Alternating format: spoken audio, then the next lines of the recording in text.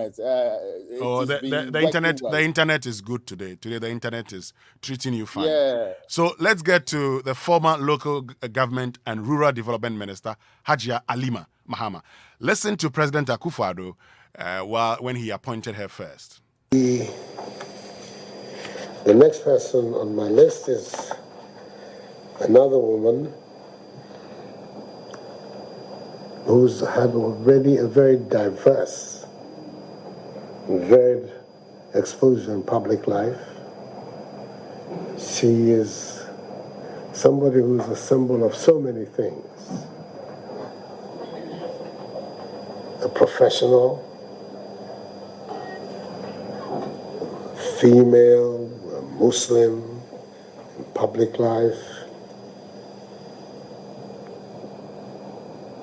and in all of it has carried out important responsibilities already. She was Deputy Minister for Local Government. She was Deputy Minister for Trade under President Kufuor's time, and then became the second Minister for Women and Children's Affairs in President Kufuor's time. She's been in and out of Parliament. She won once for a constituency of Livelihood Gambaga. Lost, but tenacious, never gave up. And she's back again as the Member of Parliament for Livelihood. She, like me, her origins are deeply part of our tradition. Her father was a UP Member of Parliament, for the northern region. I think it was called Upper Mamprusi. Is that right? Mamprusi, yeah. And Walwali, yeah. And now the daughter has come to inherit that position.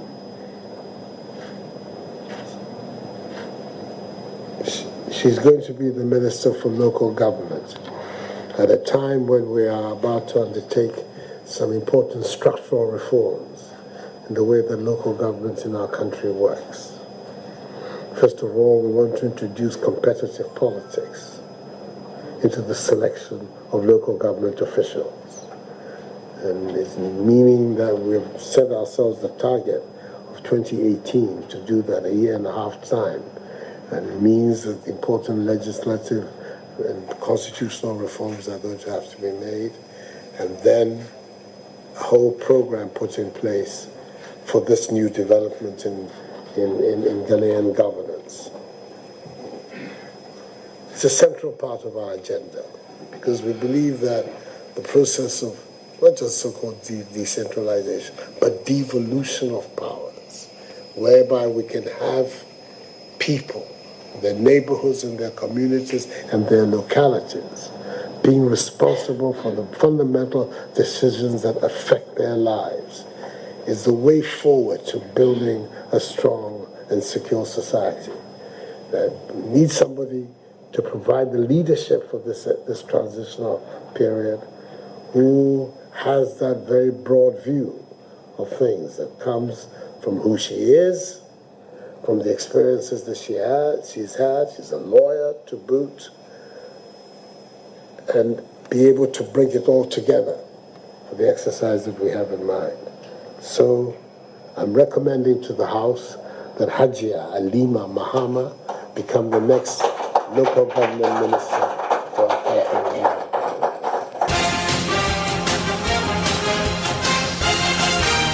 And so that was President Akufo-Addo, when he was appointing Hajia Alima Mahama. Now, we'll get to that shortly, but let's just go for the Joy Business Minute. I'll get back to you, Raymond. The Joy Business Minute brought to us by Consolidated Bank Ghana, CBG. We stand with you. Hello, welcome to the Joy Business Minute. It's brought to you by Consolidated Bank Ghana. We stand with you.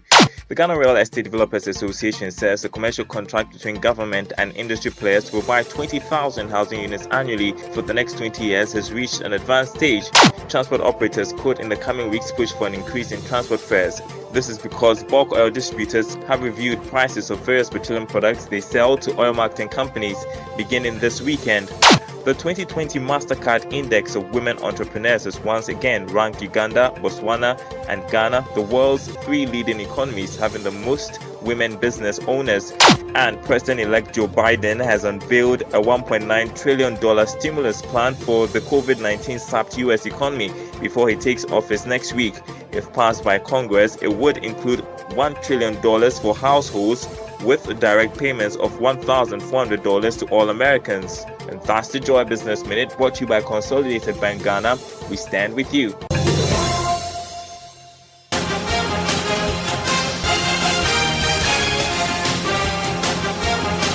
Right, so we're getting into the assessment of former Minister of Local Government and Rural Development, Hajia Alima Mahama. Raymond, the president, in fact, one of the key tasks that he gave Hajia Alima Mahama was to ensure the election of MMDCEs. And if you look at page 141 of the NPP's manifesto, it says the NPP, and under the heading, political decentralization, says the NPP will oversee the direct election of metropolitan, municipal, and district chief executive within 24 months of election into office to coincide with the next district assembly elections in 2019. Raymond, first, your assessment. Not only did we not meet the deadline within 24 months, it didn't happen at all. And we all know what happened in this country. Mm-hmm. In fact, it was an interesting conversation until the president came in finally to put the plaques and say that we are not going to have that particular decision being taken at the polls at the time that we were going to the district level elections. And that point leaves me with 2 points. First and foremost, I actually think that as minister and as a ministry, they did what was required of them belatedly, though, in putting this together. So this is one of the things that I want to separate the individual, the ministry, from a final decision by the executive president on the final outcome of this particular one. Now, it didn't happen, we know, so it's a failed promise. But we can still delineate whose responsibility was it finally to put the flag from who should have ensured, because even though it didn't happen, along the path, we knew that she had shown leadership throughout to make this one go through the process. But it was a monumental failure of the government itself in dealing with this one. And she also has to take some blame for it since she was the sector minister. Now, there was a lot more that was supposed to happen in the ministry. They were supposed to strengthen the substructures of the MMDDAs through capacity building and adequate resource allocation. I mean, if we go through the budgets of that particular ministry over the years, the section specifically, subsection for capacity building had dwindled. It's either the amount don't get released or it gets to be a very small amount for such a development oriented project to happen. So really, that also did not happen, much to the satisfaction of those who felt that having to retool and build capacity at that level was important. Now, strengthening of the role of traditional authorities within the local government system partially happened. I mean, what we saw, and there were problems in Kumasi and other places, where there were larger consultations on who gets to be appointed. Remember the role, the 30% that's supposed to be given to those outside. Yes, the indication was that some were largely brought on board, that's traditional authority, in that way. It did not happen everywhere across the country. And I've cited the popular Kumasi complaint as one of the examples of a detraction from what government was supposed to do, as in what it promised to do. They were also promised to improve allowances paid to assembly members. This also did not happen anyway. There was the promise to review the local government service regime and its practice to ensure that local level action is not stifled by top-heavy bureaucratic institutions. The difficulty here is that whilst there was some review of the local government service itself, ensuring that local level action is not stifled clearly did not really happen. So at the policy level, there was a renewed intention to make sure that the local government service was fit for purpose. That is different from the direct benefit of doing this, which was to ensure that local level action is not stifled by top-heavy bureaucratic institutions, which rarely was the case at the end of the day. Now, there was also the need to upgrade the Tamale campus of the Institute of Local Government Service into a modern, that's the word they used, modern state-of-the-art institute to train local government practitioners and staff in northern Ghana, this largely did not happen. Indeed, the campus has not seen the modern facelift that was actually promised in there. Now, the ensuring the speedy enactment of the municipal finance bill also did not happen. Of course, that bill was way back to Kufuor's time. So I'm unclear in my mind why government did not facilitate and push that into being done immediately. They said they will establish a national sanitation fund to fund the action plan under Kofi-Addo. And you know, the local government ministry and Kofi-Addo, as sanitation minister, had to do some hackling over whose responsibility was it to take care of some of this. But there was a fund set up under the Ministry of Sanitation, not under local government in this case. So that's where probably the difference will be. The other issue to do with promoting recycling of refuse through the use of incentive packages, whilst there were some indication from private partners that they were doing recycling, largely government policy and government funding did not go to promote any of the recycling projects that we are talking about here. So that's also one part that did not work properly. Now, if you look at the ministry keenly, and if you look at what the ministry over the years, beyond the campaign promise, used as its own outcome and indicator of what they call a policy direction. For example, we have talked about the amendment of the Constitution, but there's also population management improvement, which was required by the ministry. There are two departments that under the ministry that are supposed to do this. This is the births and deaths registry, and also the deaths, of course, the births and deaths registry. How they do the population management improvement and assessment is simple. First, they ask, what is the birth registration coverage? And also, they will ask about the death registration coverage. So let's take the birth registration coverage. Now, in the year 2018, and that's what I have data for, the birth registration coverage was 70%, which was impressive because some years before, the UNICEF had complained about the fact that just 1/3 of the kids in the country were the ones being registered at birth at the right places. So the improvement to 70% in the year 2018 was very good. But this dropped in the year 2019, September 2019 specifically, to 56%. So whilst we started making improvements in birth registration in 2018, it dropped to 2019's 56%. The same with death registration. In fact, the figure was woeful. It was in 2018, 16%. It dropped also in September of 2019 to 11%.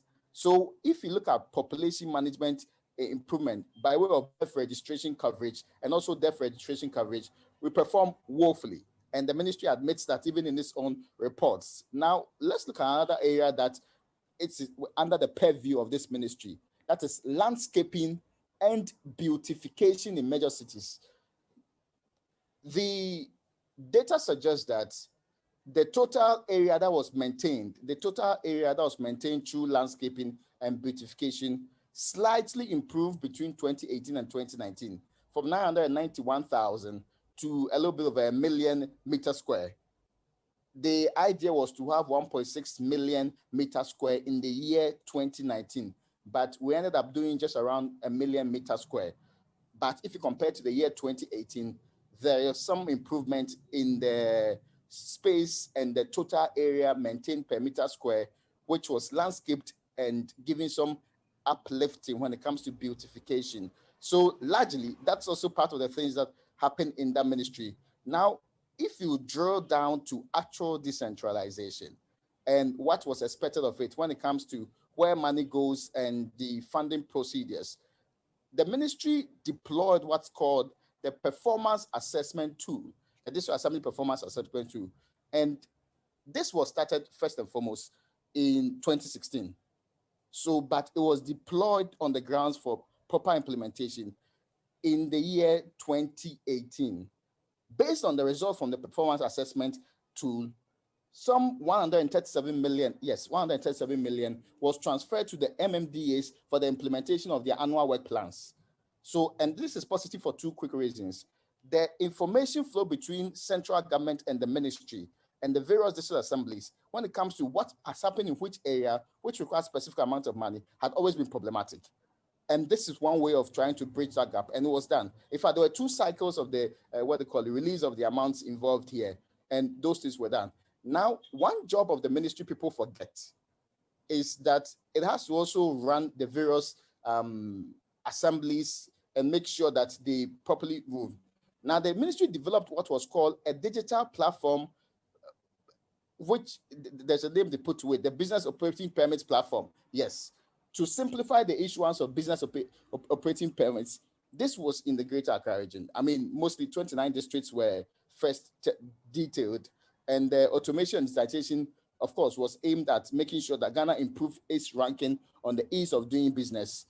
This system was integrated into the Registrar General's e-service and the registration process that the Registrar General had.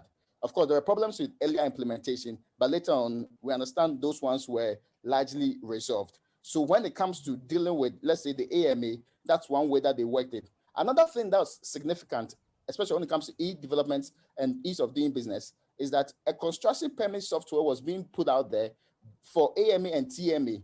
This was to make sure that people who need construction permits could go through the online system and get this particular permit within the period they want. And it was developed specifically and targeted at the assemblies including Tema West, Ayawaso West, and Ablekuma West. Crow and Adenta was supposed to have their plans developed, and I'm clearly unsure whether they also had theirs. And their plan was to develop it and send it across the country.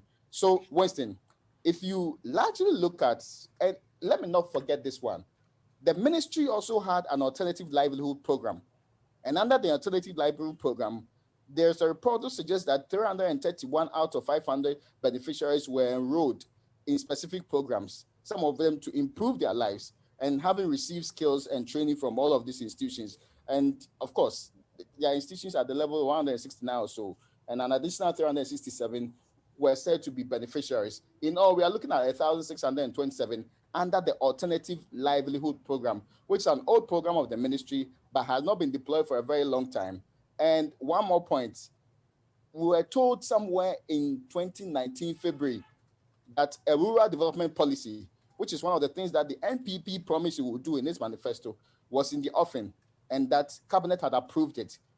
I'm not sure whether by the time they left office, that rural development policy actually started implementing it in the ways that they ought to implement it. So this is the local government ministry. Largely, when you look at the broad things that we're supposed to do, most of them did not happen. And I've told you why. But when you go down to the specific policy outcome programs they're supposed to do, partially, not many, I mean, if you count them, I listed 36. 6 of them were fully and boldly implemented. And then I did go through all of them to indicate which ones were fully and boldly implemented. There are other ones like the abolishing the current practice of central government manipulation of the District Assembly Common Fund through the procurement process.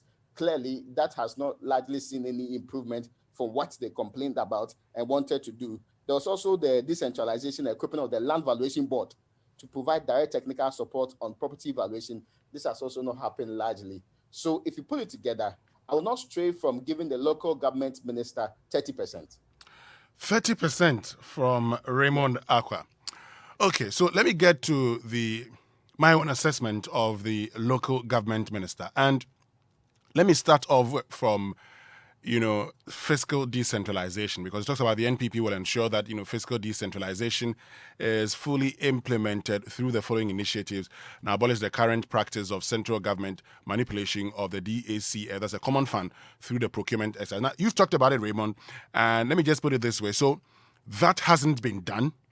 As we speak, central government still, in certain instances, and when it comes to sanitation, for instance, for those who sweep the streets and clean the gutters, it is still being managed at the top.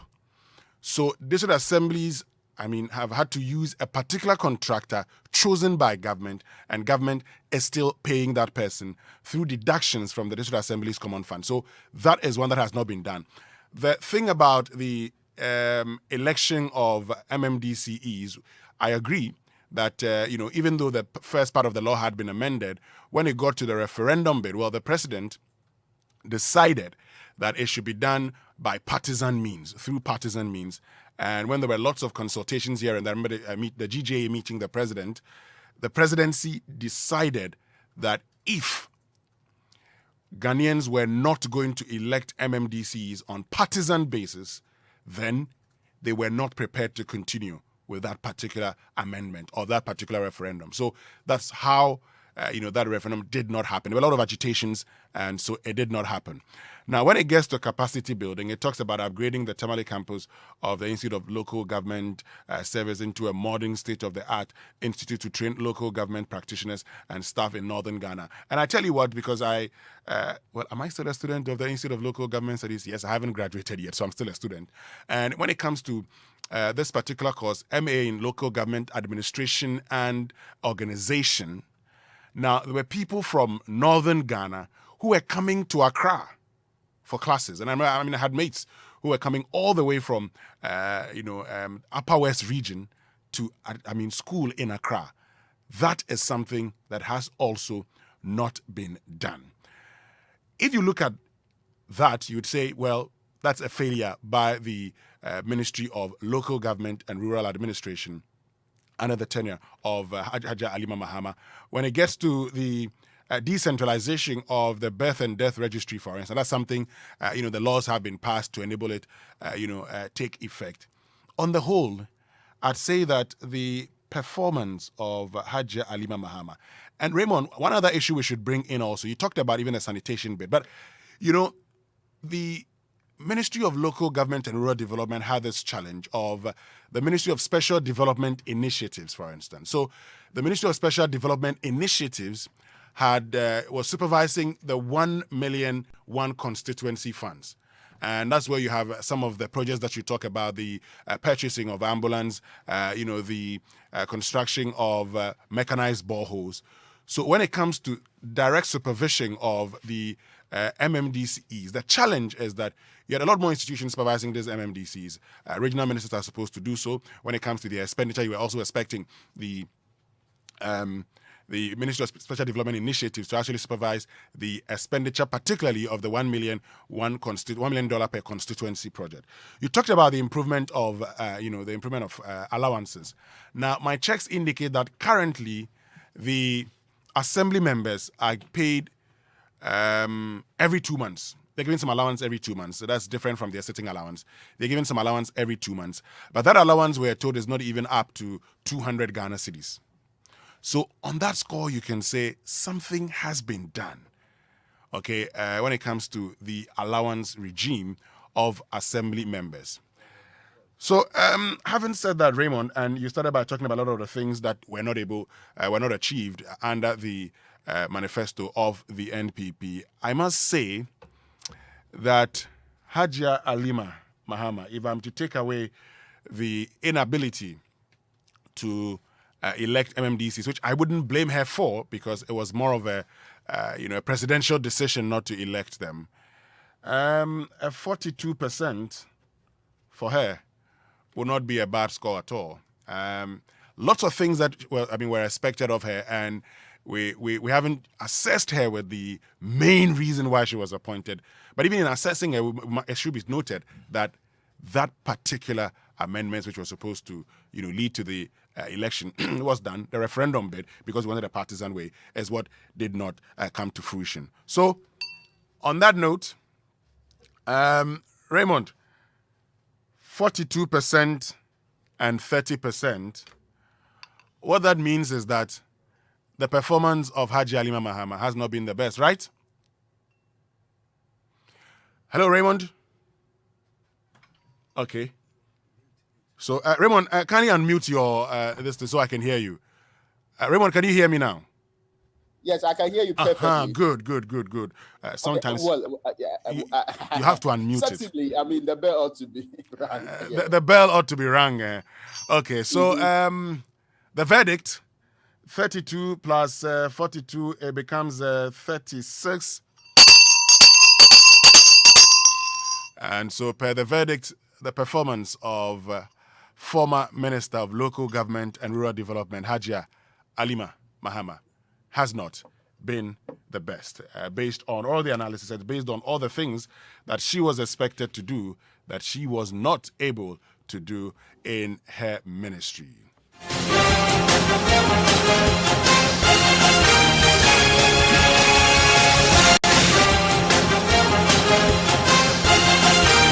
Okay, so we're continuing now, and we're moving to the Roads and Highways Ministry. Daniel Dazis joined me. Good morning, Daniel. Thank you very much for joining me, and good morning to your your viewers on Joy Prime. Yes, good morning. The show is called Prime Morning. Prime Morning. You know why I always do this? Church of Pentecost, when a visiting pastor comes, they say, Midincha Efri me district, Ede Bremo. You are still with Church of Pentecost. Enti Midincha Efri Prime Morning, Ede Bremo. You are still with Church of Pentecost. I have answered the questions. Let's go ahead. Anyway, so we're getting straight to the roads. You are crossing Compet. You don't want people to Look, don't mind him. Look, you are not here. We'll mute your microphone. I will not mute it. Let's continue. And Raymond, we're going to the Roads and Highways Ministry, and we're starting the analysis straight away. So it's one of the most important ministries. Last year was a year of roads. The president still says 2020 will be a year of roads. So let's start the assessment of Roads and Highways former minister, Kwesi Amuakun-Atta. What will be your assessment, Raymond? Now, largely, and to a very large extent, some of the things that government said it would do and the things it actually ended up doing were very different. The promise of we would actually have year of roads did not see the monumental road projects that many were expecting. So as of September 2019, for example, there was some regional monitoring that had been done in 6 regions with over 135 projects being inspected. Along the line, the indication we got in the same September 2019 was that some 9,041 kilometer road of routine maintenance were undertaken on trunk roads. When it comes to feeder roads, we are talking about 18,151 kilometers.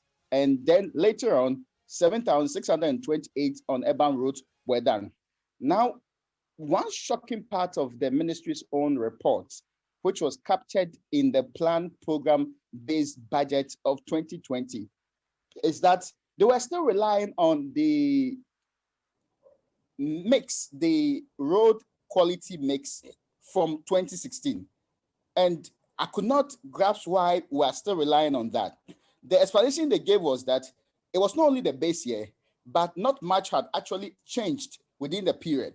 So if you see their own report and how they consider the road quality mix, I will quickly go through so that you see what I'm trying to talk about here.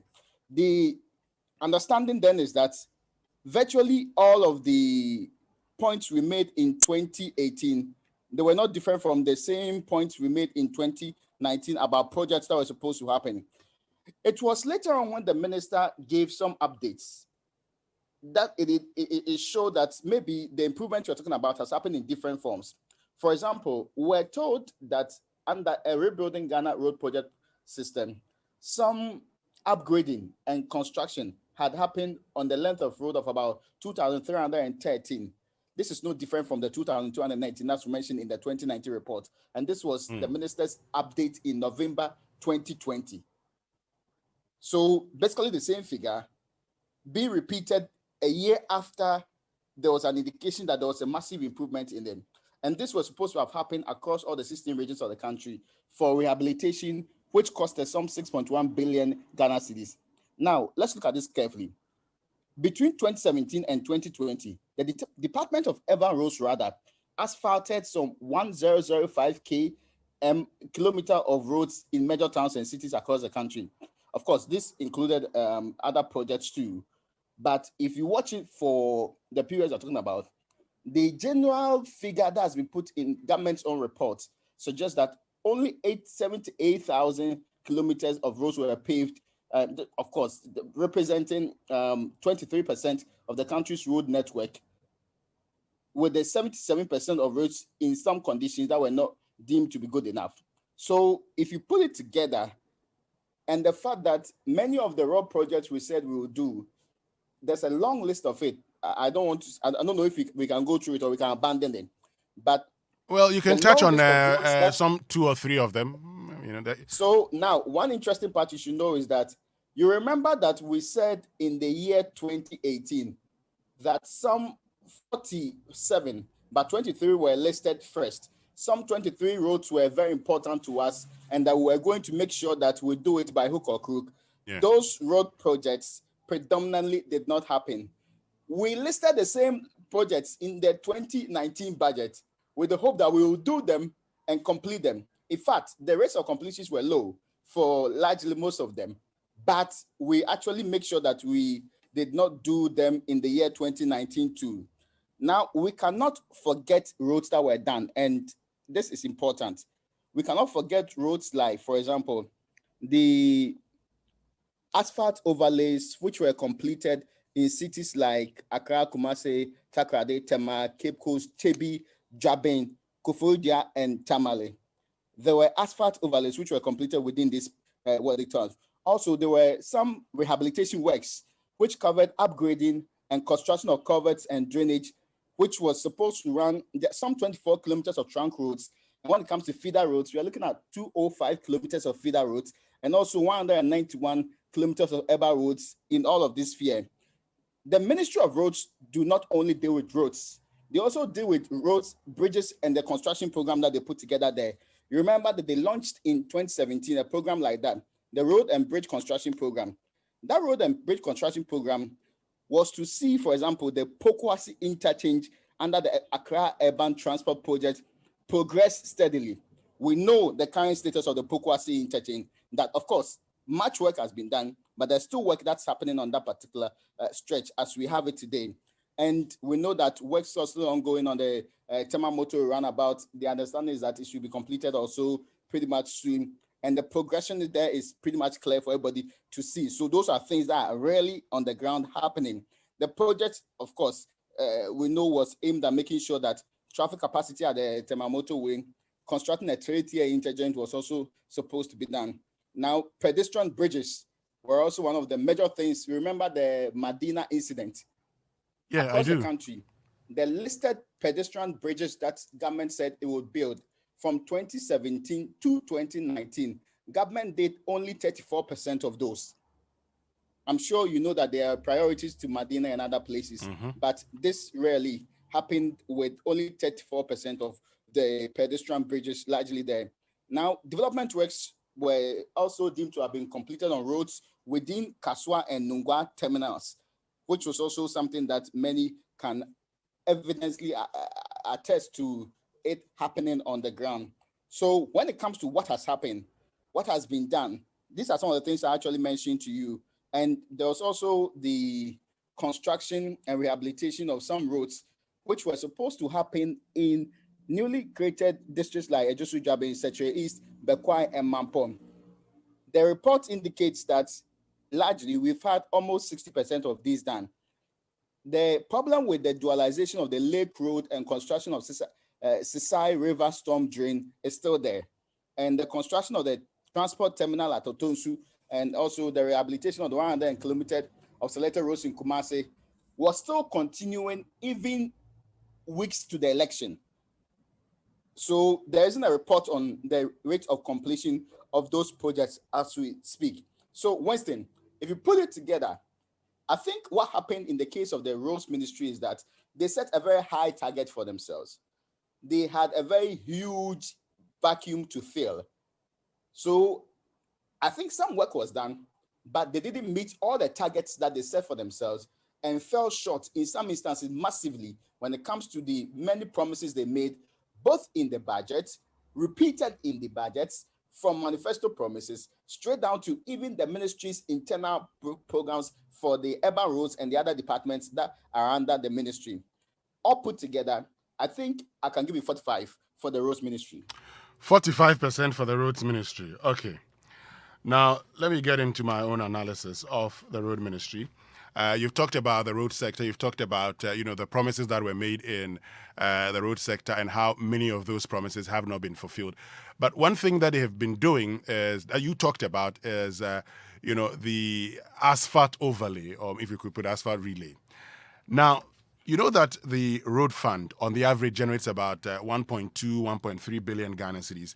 And the road fund is supposed to be used for the maintenance of roads. Now, if you look at the asphalt relay or overlay, they're very expensive.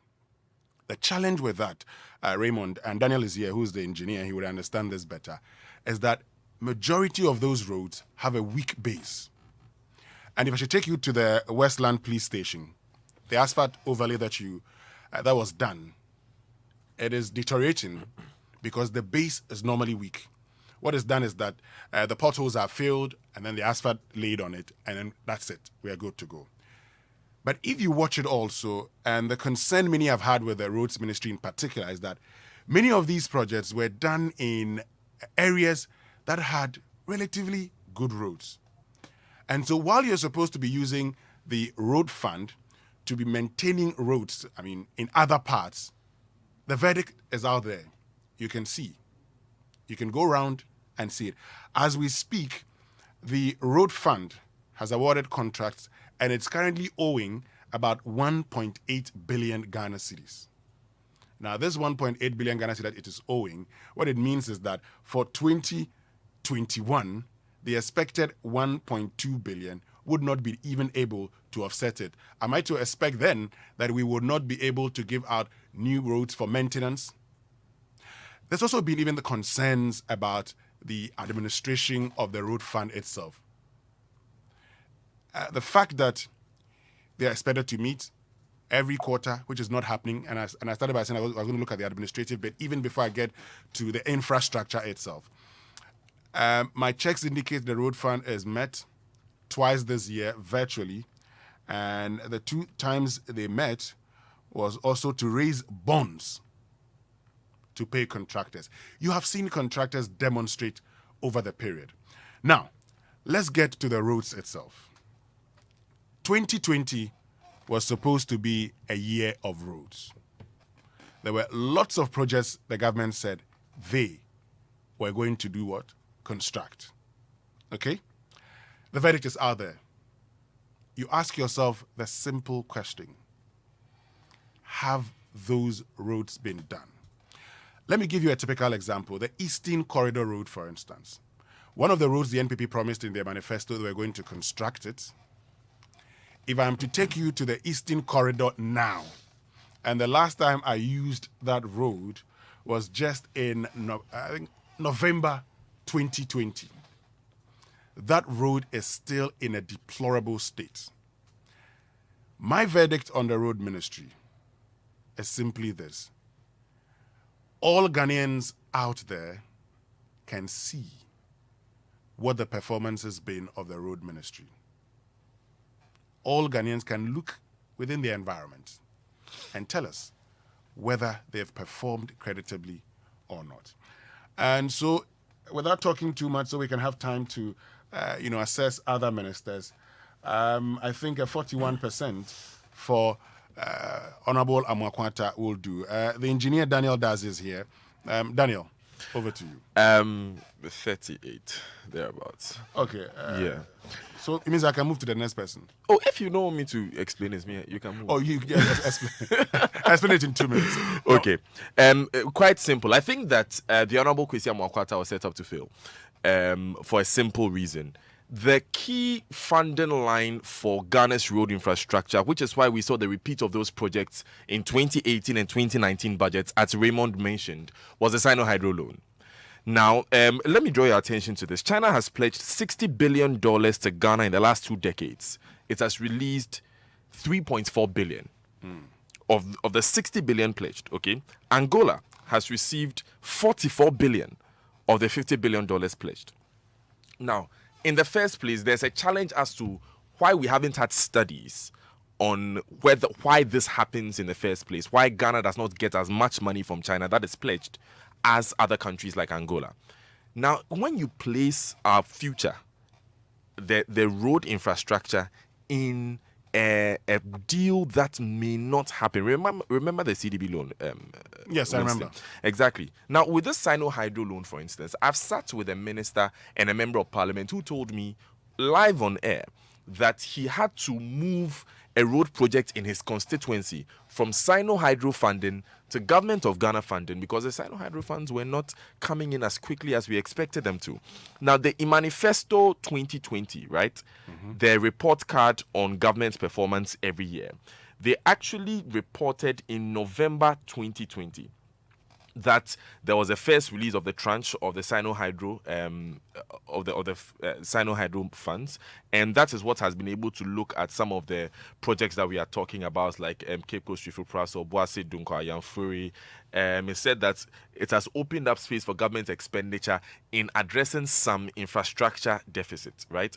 We've also seen this government inherit. So that's the Sino-Hydro conversation. So I think that in that regard, Mr. Mwakwata had a difficult job because we expected money to come from somewhere.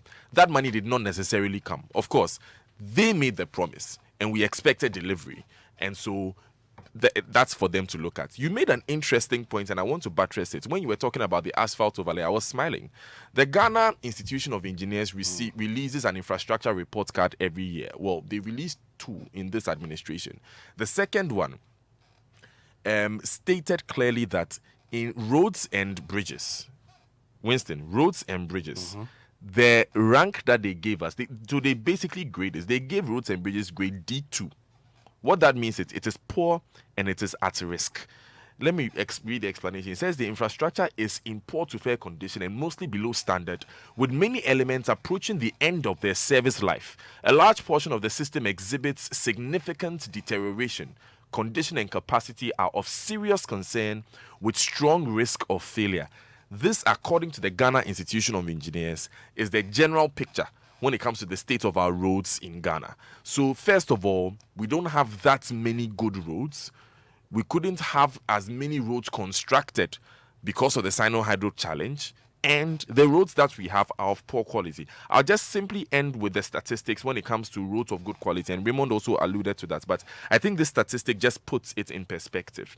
Only 30% of the expanded road networks are paved in Ghana. 30%. If you want a clear picture, Winston, whenever God gives us grace and we are flying into Accra, look down and look at the number of roads that are brown. That is a clear picture. Because in Ghana, development precedes planning, basically in Ghana. So you would expand into areas like Oyarefa, Oyibi, Adenta. A lot of people have built up into the hinterlands there. The proper road networks that are supposed to take you to your home, I'm sure the listeners listening to me will bear me up on this, are not there. So you get off the main road that is leading outside Accra into the eastern region and realize that most of the roads there are bad. It can come into constituencies as urban as Medina. Constituencies as urban, and in some cases, in some places, I also West Wogan. Okay. Yeah, and so you realize that, yes, a lot of work is being done. The road sector is a very capital-intensive sector. If any minister wants to succeed there has to be a creative way of financing road projects in the country. All right. And that's what they are trying to do on the Tema Motorway project when it comes to the public-private partnership, and they need to look at the tolling system there. If we don't have those serious conversations, I don't think there's any road minister who will score more than 40% in any of the evaluations that we do. All right, Daniel, thank you very much. And talking about, those roads we've been talking about, I talked about the Eastern Corridor Road, for instance. And if you go and look at the critical roads in the 2020 budget, they are all there. From Asikuma Have Road, go and check that road. You would know how the road looks like. You can, I have used that road, and I quote Professor Margaret Kweku when we were there in July. She says she doesn't use the road because whenever she uses the road, it gives her waste problems. You can check the Have Hohwe Road, still in a bad state. There was a talk about, dualizing whole roads, for instance. That also has not been done. And so if we're to use the promises, and this is the 2020 budget, and the reason that when we use a budget to do analysis, that you have actually planned and allocated funds. You're expecting these funds, and you say, this is what I intend to do. Yes, COVID-19 may have coming, but that notwithstanding, we did a lot of asphalt overlay, even though we did them on week basis. It is that reason that, so I look at 48, 41, 45, 38. From all three of us, the verdict is that Honorable Amakwata has not performed as expected. So Raymond and Daniel, can I ring my bell now? You're keeping long, crowd. Please go ahead. Well, we have passed our verdict. Of course, the president has the final say, and he will decide whether or not he maintains him as roads Information minister. we are picking is that he'll stay, though. Well, That's what my the sources are telling president me. has the final say. I mean, for other factors different from performance. Okay. Thank you very What much. are those factors? Hold on, No, guys. that's- Hold on, guys. Hold on, guys. Hold on, guys. Hold on, guys. It's brought to you by Go invest and Hold on, purpose. guys. Hold on, guys. Hold on, guys. Hold on, guys. Hold on. Okay. Because we need to go for some messages and then continue with John Alan Kojo Tremanting. This is the Super Morning Show on Joy 99.7 FM. Stay with us. When we return, we'll be assessing John Alan Kojo Tremanting after these messages.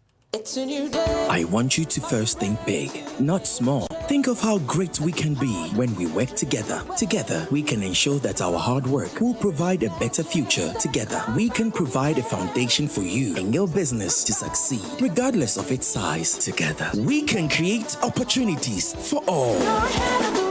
Bank with us today and let's journey forward together. Forward together. Cowbank, forward together.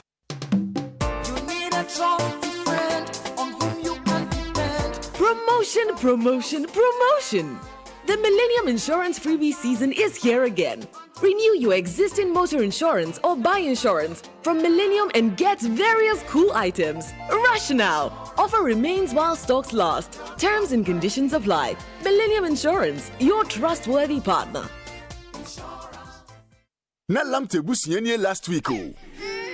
Nanso this week omo busianye. Dear Nasisa, as Lamte here say Go TV Max drop in price from 70 Ghana cedis to 60 Ghana cedis month. They didn't delay cra. Omoko upgrading one time. CCA ye the sports, entertainment, kids shows, and in Yama Bebre, Abre Lamte Busiamo Munia Giabroso. Be like the Lamte family. Upgrade the Go TV Max CCA. Tier 60 Ghana cedis. Now enjoy maximum entertainment for less. Cafe Dokra. Use the Go TV app no for connect to Go TV Max so and I could pay by the point agent to be in your area for maximum entertainment. Offer valid from 14th January to 31st March 2021. T's and C's apply. Go TV. Love it.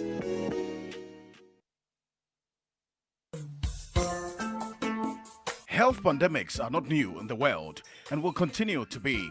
Historically, global pandemics dated back to 1918 with the Spanish flu. Then psittacosis in 1929, Asian flu in the 1950s, the Hong Kong flu in 1968, HIV and AIDS in 1980s, SARS in the early 2000s, Ebola in 2014, and now coronavirus or COVID-19. One great lesson from this current pandemic is the need to focus on local resource mobilization. But how can Ghana improve its healthcare delivery systems using the COVID-19 pandemic as a lens? The 72nd Annual New Year School and Conference organized by the School of Continuing and Distant Education, College of Education, University of Ghana is leading the discourse to find feasible and innovative ways Ghana can be resilient to health pandemics. Theme: Building Ghana in the Face of Global Health Crisis. Keynote speaker, Dr. Anefi Asamoah-Ban. Special guest of honor, Nana Addo Akufo-Addo, President of the Republic of Ghana. Date: January 19 and 20, 2021. Opening ceremony at the Great Hall, University of Ghana, Legon. Time: 9:30 a.m.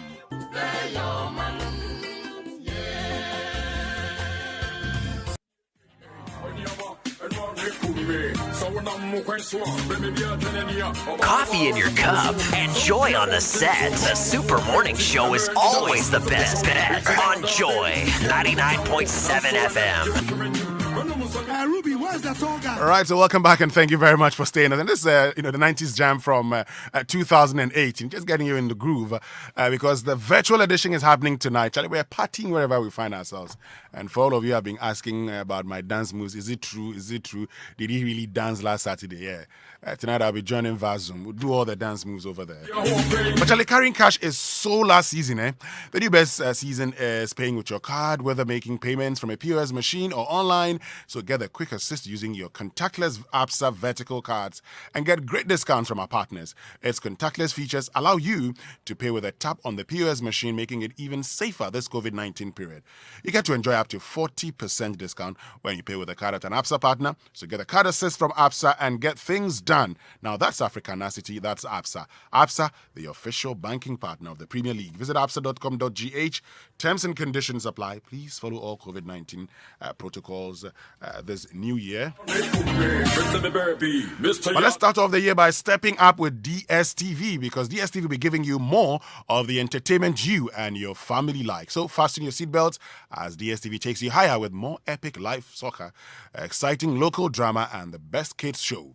My people, well, all you have to do is, starting from 14th January to 31st March, upgrade your current DSTV package to the next one, and DSTV will bump you up to the next one, to the one above that at no extra cost. And it's that simple. For example, let's say you have access. All you have to do is pay for family, and DSTV will give compact at no extra cost.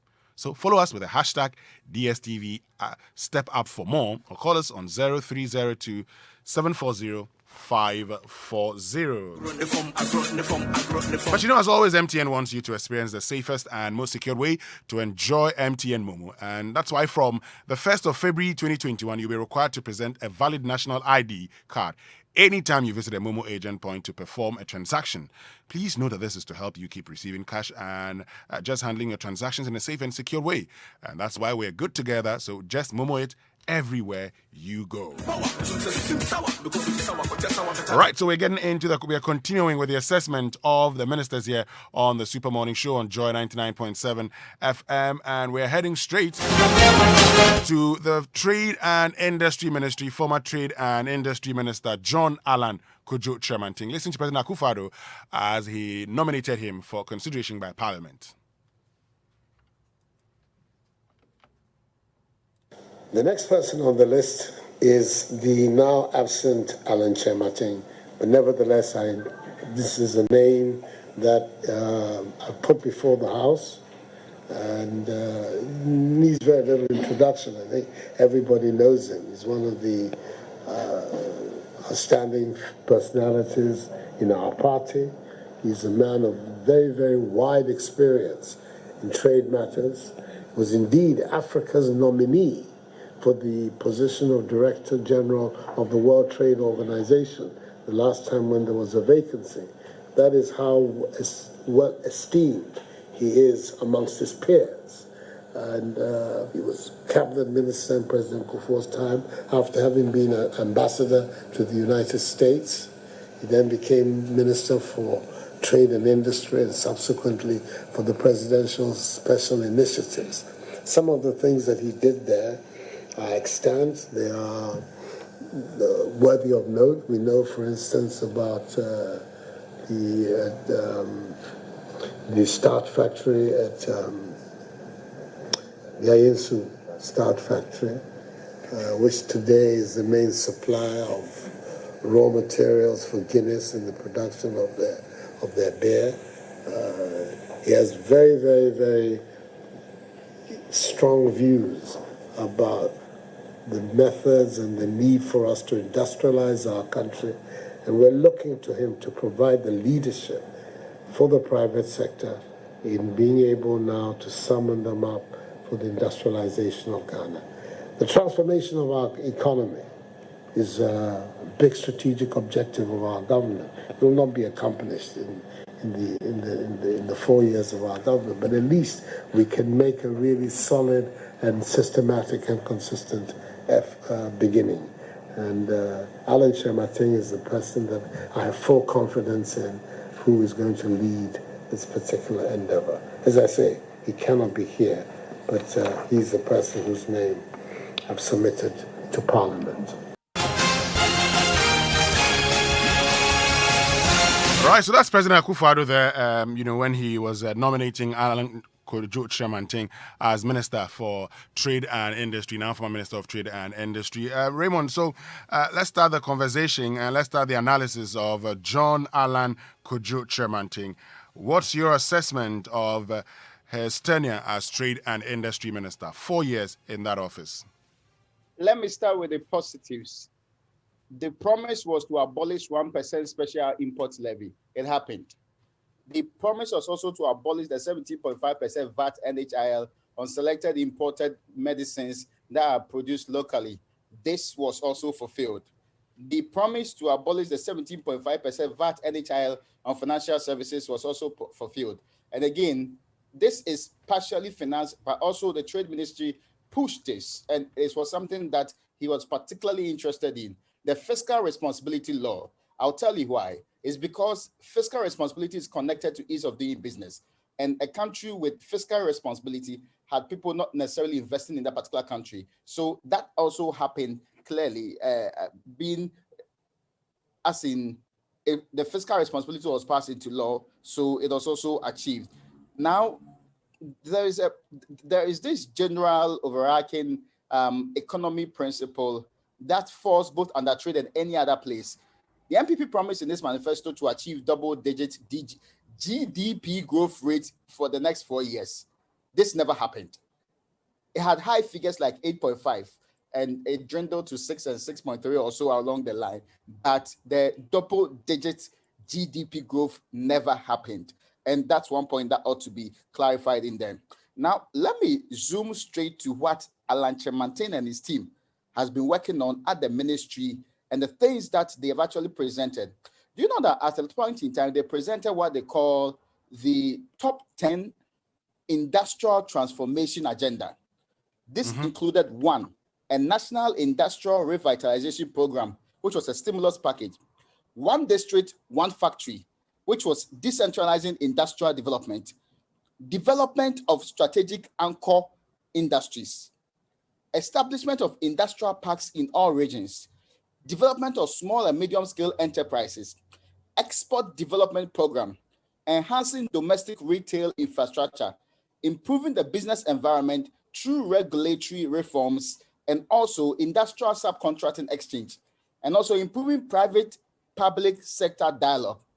Now, let me quickly start from the improving the business environment. The best way you improve your business environment is to make sure that it shows up very well on the ease of doing business ranking. Now, let me take you to the ease of doing business ranking. The ease of doing business ranking under this government has been deteriorating.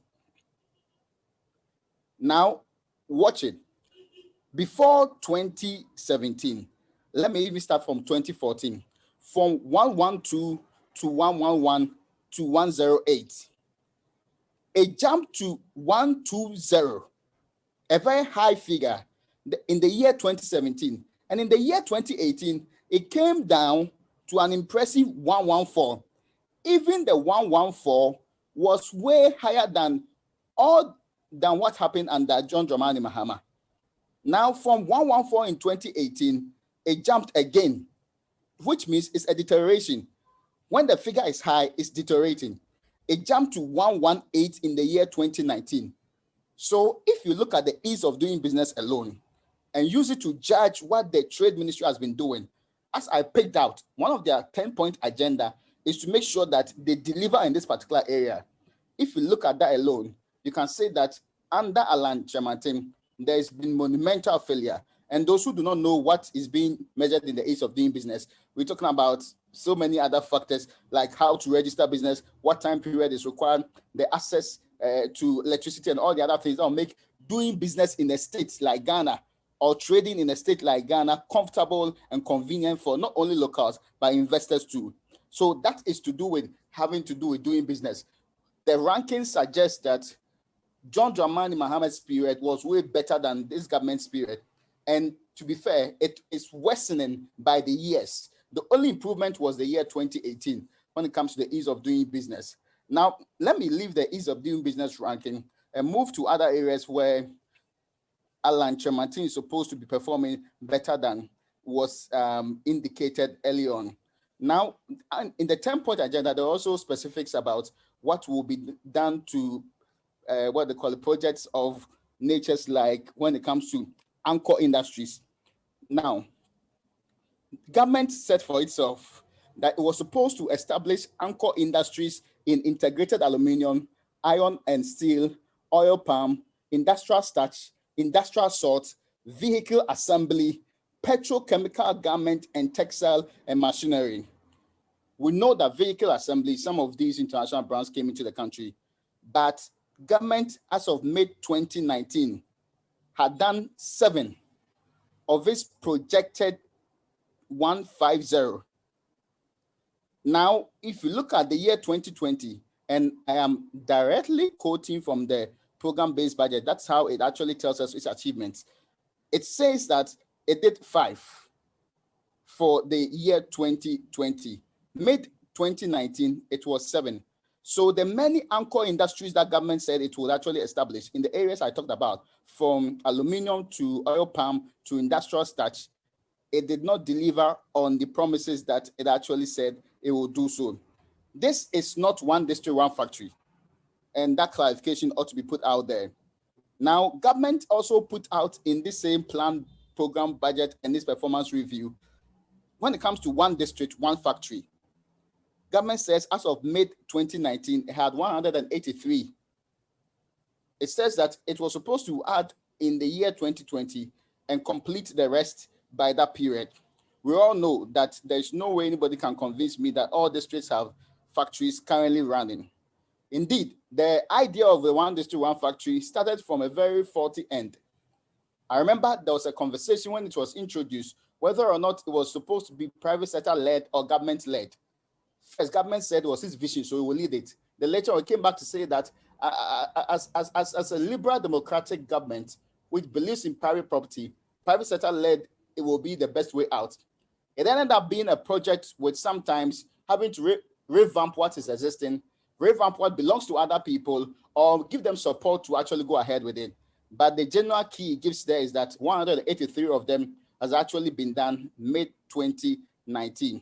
Now, when it comes to the provision of support in the area of funding for firms under the stimulus package, don't forget that the first 10-point agenda was a stimulus package.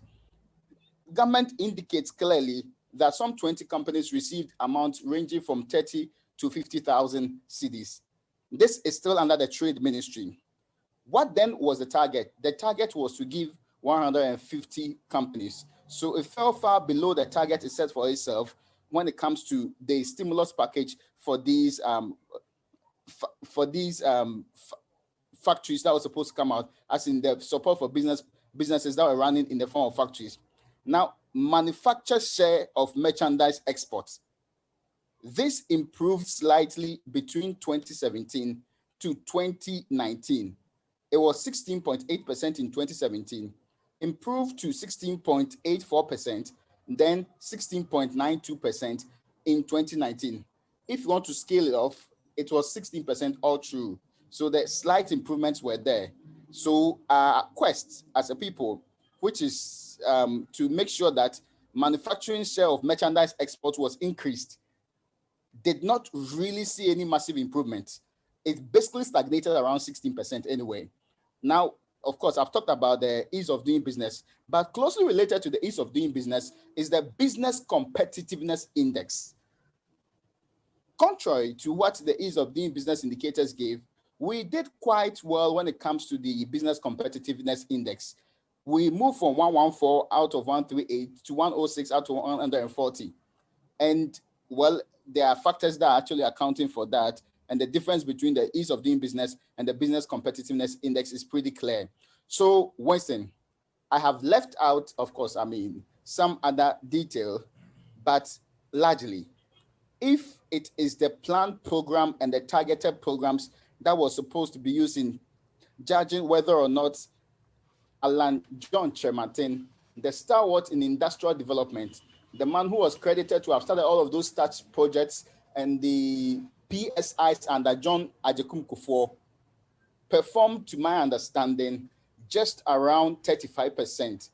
And if you look at where I see the most deterioration, that is how we are unable to improve on the ease of doing business ranking, which is really how the world looks at how we have been doing business and how we invite investors into the country. If you look at that as a fulcrum of this particular assessment, then 35% will be fair. All right, Raymond, thank you very much. Daniel, so you've been listening to Raymond breaking down what's been happening at the Trade Ministry. Yes, what's your own assessment? I'm looking at the NPP's manifesto, and under One District, One Factory initiative, it says in collaboration with the private sector, the NPP will implement the One District, One Factory initiative, and it goes ahead to say this district industrialization program will ensure an even spatial spread of industries. President Akufo-Addo, in a rally at Ejumako Enyanesiem, well, in the central region, he mentioned that we want to help the private sector to flourish and will establish factories in every district to help create jobs for the people. So, from my understanding, following the campaign conversation, reading the manifesto, it seemed clear that the NPP always intended to partner the private sector in the One District, One Factory initiative. From my reading of the facts as I see them, if you look on the website of the Ministry of Trade and Industry, it gives a snapshot of how far we've gotten with the One District, One Factory project. It says projects operating as 1D1F are 76, projects under construction are 107, projects ready to commence construction are 36, pipeline projects financed by private finance initiatives are 13. That gives a total of 232 1D1F projects at various stages of construction. Just before the election, when Kojo Nkrumah was with Evans Mensah on Manifesto Tracker on PM Express, the number he gave them was 72. So it's a number that is updating itself. Let's face it, 1D1F was always going to be a tall order. It wasn't something that anybody expected could be a walk in the park for governments. However, they did make the commitment, and the people of Ghana voted for them based on that. In fact, I did hear a general rhetoric that it looks like government is going to build the factories. I never believed that for a point. And the reading and listening carefully to the people who were leading the policy actually showed me that that was never their intention. Let's look at another key point, and I would again rely on the 10-point agenda that is on the Ministry of Trade and Industry's website, because that is really it expands what is in the manifesto and puts it in better perspective for us. There's the National Industrialization Revitalization Program. It's supposed to be the provision of stimulus package to economically viable but financially distressed companies. It gives no update on what has been done. And to be fair, beyond One District, One Factory, you go into the Ministry of Trade and Industries programs on the website, and there are very little updates beyond news clippings. So I'll look at strategic anchor industries, for instance. They're supposed to be industrial parks and special economic zones, agro-processing, pharmaceutical, integrated aluminium industry, which we've seen a law and an authority being done for bauxite. So that's the integrated aluminium industry. Beyond that, I'm yet to see, and the automobile and vehicle assembly as well, we've seen a lot of work being done in there. But textile and garments and apparel, industrial salts, petrochemicals, manufacturing of machines and machinery components, industrial starch, oil palm, yet to be seen. There's supposed to be a one region, one industrial park policy. Again, that is something that a lot is yet to be seen on, especially considering the fact that now we even have 16 regions. Yeah, there's an industrial park at Dawa, that's in the Greater Accra region. In the Greater Accra region, out of 16.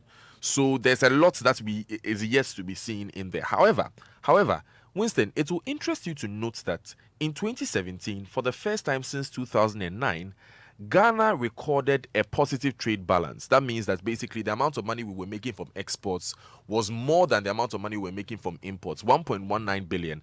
That number has been growing steadily from 2017, 2018, 2019.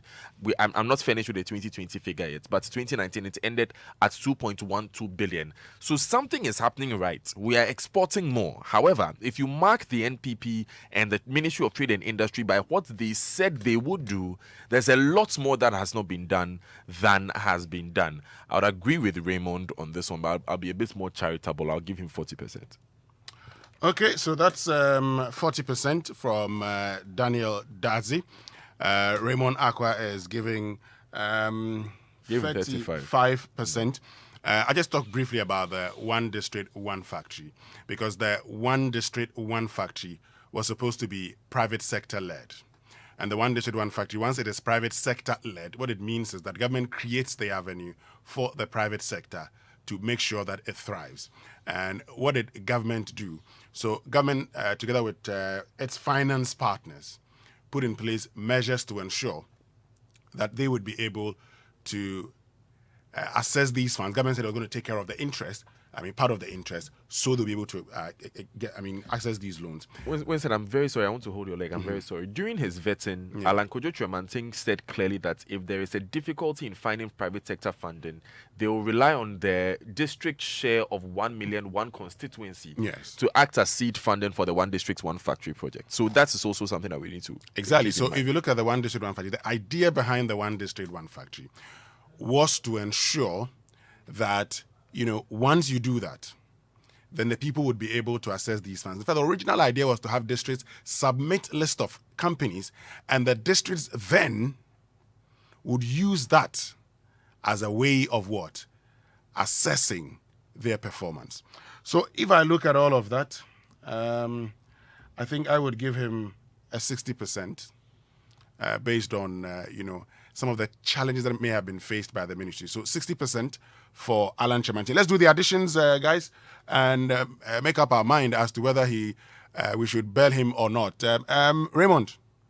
Even though you gave a very high figure, we will still insist on him being bailed. What do you think? I agree with you in total, Raymond. Yeah. I'm still reeling from Winston's choice. 60 there. Okay. Or we should call him Winston the Kind and Benevolent. But actually, in terms of the figure, we can't bail him out merely because of the figure. The figure inches over the terminal line we set for ourselves. It goes over 50%. Okay, ring it small. Okay. What that means is that we have to go for a short break. And when we return, we're going to be dealing with the Ministry of Communication. We'll look at the Ministry of Environment, Science and Technology, and we'll look at the Ministry of Information. Stay with us. We'll be right back after these few messages. Stay with us.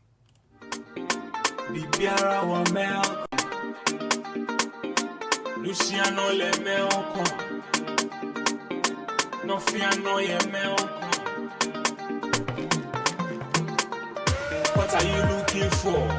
Welcome, got it all. Great discount, don't do. Mafia so. Best bargains on our days. Everything here is a bargain. High quality, puts me a priority. So tell your mom, tell Poppy, tell your actually everybody.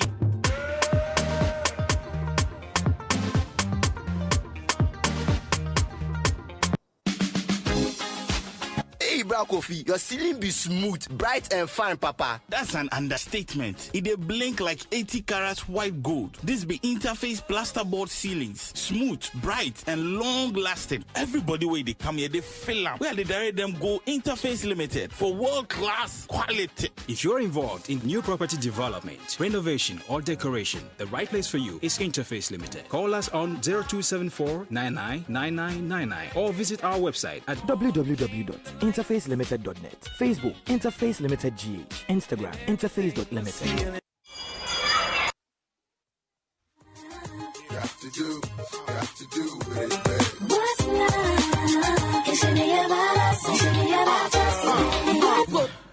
What to? Make some noise. Right. So that's obvious. I mean, you can just feel the groove in the 90s jam of 2018. And what is going to happen is that tonight it is happening. It's a virtual edition of the 90s jam. And you don't want to miss any bit of it. I will be partying at home, because there's COVID-19. And that's why we're doing it virtually. So you can also party at home, please. Ensure that you don't go partying outside, and because COVID-19 is real. Okay, so guys, let's continue with the analysis. Okay, so Raymond, we need to get to the Information Ministry. We need to get to the Communication Ministry. It's some 12 minutes after 9. And so let's do the Communication Ministry first, Raymond. And its minister, that's Ursula Owusu Akufo, has been in office for 4 years. Based on the promises of the NPP and what the ministry has achieved, what's your assessment, Raymond?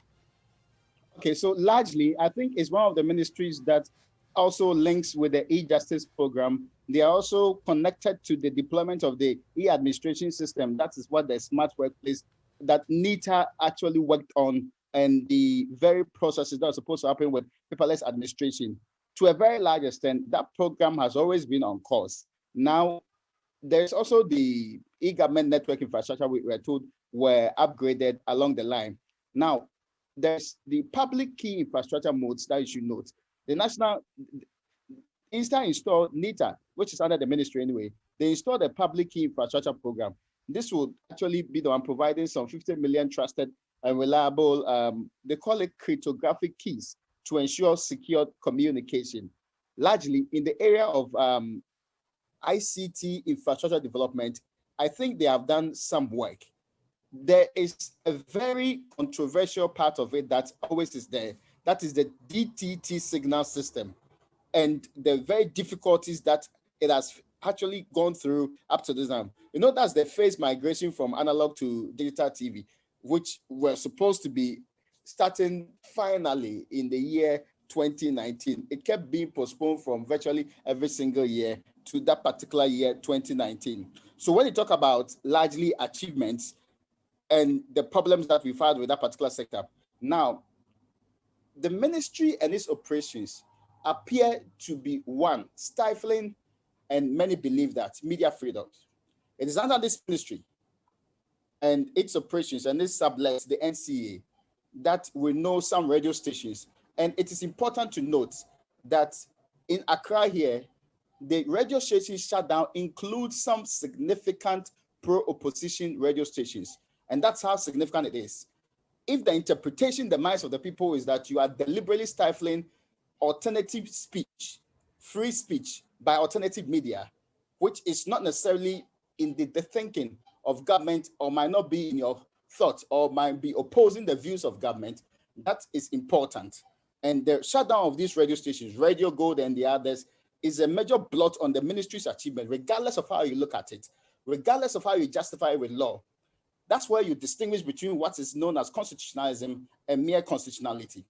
Now, moving on beyond this one, there's also been the conversation about, and it's happening, the limitation of the bandwidth and scope within which radio stations which were existing and operating prior to this particular minister and his assigns in the various departments coming into office to a certain 45-kilometer radius. Now, regardless of how you look at that one too, it sends a signal that not only are you limiting the broadcast space for it, and because media institutions represent freedom of speech and expression in many forms, you are indirectly affecting or limiting freedom of speech in that particular scope too. So the optics for the ministry, especially when it is dealing with these important issues, sends a very terrible signal to many out there. Now, of course, this issue has gone to court and there are some conversations that have been done about that. But if you look at these alone, if you look at the conversations about Kelny GVG, if you look at the issues surrounding that particular thing alone, if you look at the issues surrounding whether or not telcos themselves should have some limitations or there should be an attempt to demonopolize the space, many, and I share that opinion, believe that the communication ministry itself is perhaps pursuing an agenda which is not in tandem with what has been established over the period in this country. It is based on this, and I first and foremost mentioned many of the things it has done, including rural telephony and bridging the digital gap. In fact, if you look at access to mobile phones, and that's a criteria of assessing the ministry anyway, it's one of the most of assessing the ministry, access to mobile phones, access to internet. They have done tremendously well in these indicators, and they have improved it in a way that if you compare to pre-2017 and after 2017, there's been some improvement in these areas. But the major blots are what I mentioned earlier, and the major blots seem to be more important and more superintending than the other successes they have chalked in this ministry. All put together, I will give the ministry 30%. Okay, 30%. Daniel? I'd agree with Raymond on his number of 30%.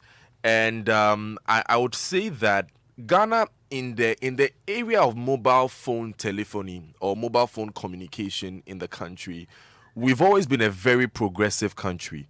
We have more mobile phones in the country than we have people.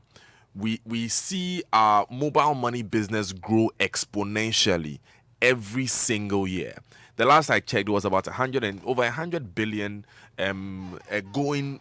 That is money moving around on our mobile phones through mobile money every time. Our network coverage and the data I rely on, pardon me, is from globaleconomy.com. Is between 2012 and 2016. It averages 87% in 2014. Right, so we've always been very, very progressive, very aggressive when it comes to that. One thing this government did so well was mobile phone interoperability. The ease of sending money from one network to another without using any of those third-party apps. It's now as if it's something that used to happen in the past. It has revolutionized the system. However, let me touch a bit on a point that Raymond made.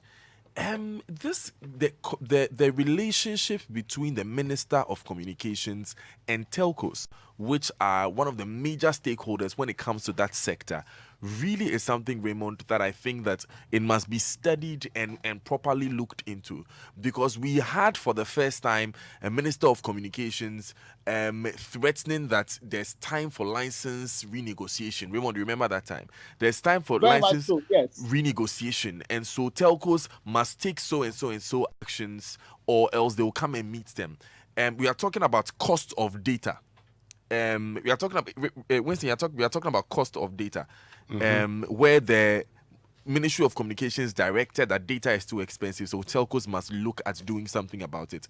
You are talking about the Minister of Communications triggering a clause in the law that said that one of the telcos had too much dominance, and so something must be done to limit their remit. You look at all the entire gamut of policies in the telco sector.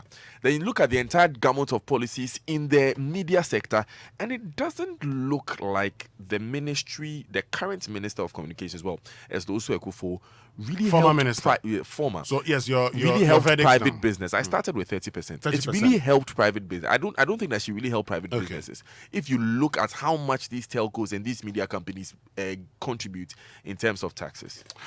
All right. Thank you very much, Daniel. So 30% for Raymond, 30% for Daniel. And I tell you what, when it comes to the handling of the closure of radio stations, for instance, Raymond, you've talked about it. Yes, the case went to court, but there were some stations that were pardoned, and you would expect that, others too could have been pardoned, particularly the pro-opposition, media house. There's been issues to do with the Kelnini GVG. There's been an issue to do with post strings and dealing with the telcos as well. I agree with you that 43% wouldn't be bad. And that would mean that we have to ring the bell, Raymond and Daniel? Yep. Yes, ring the bell.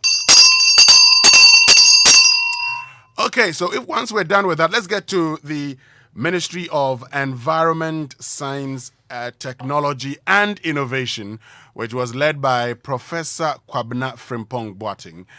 He was also the chairman of the Inter-Ministerial Committee Against Illegal Mining.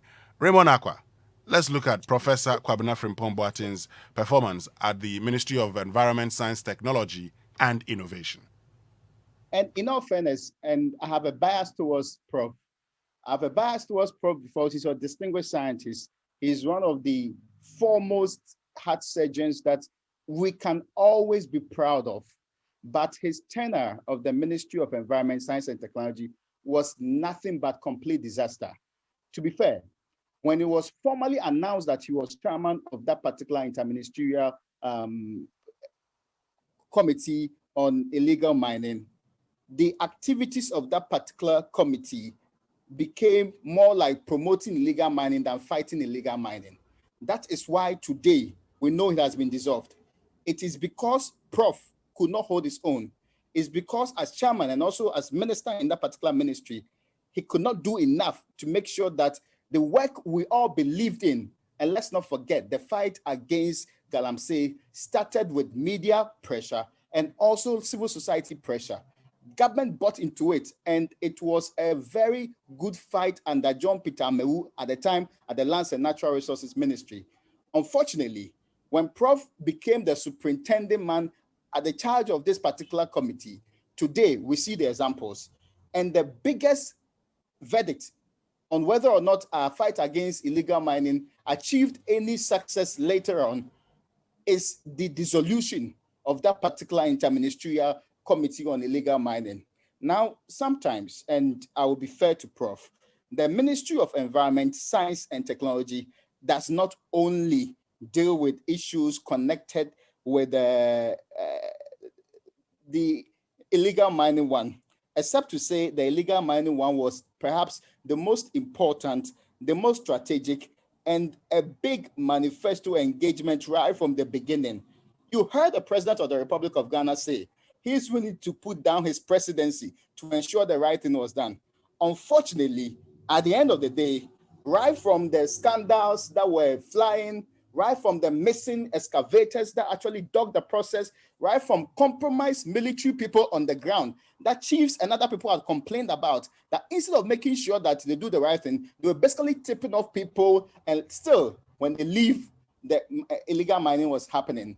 Today, there are reports that suggest that there is illegal mining happening across the country in the areas that we have deployed not only an operation to go and make sure that that is not done, but we also had drones flying in the sky with monitoring systems that we also had put in place.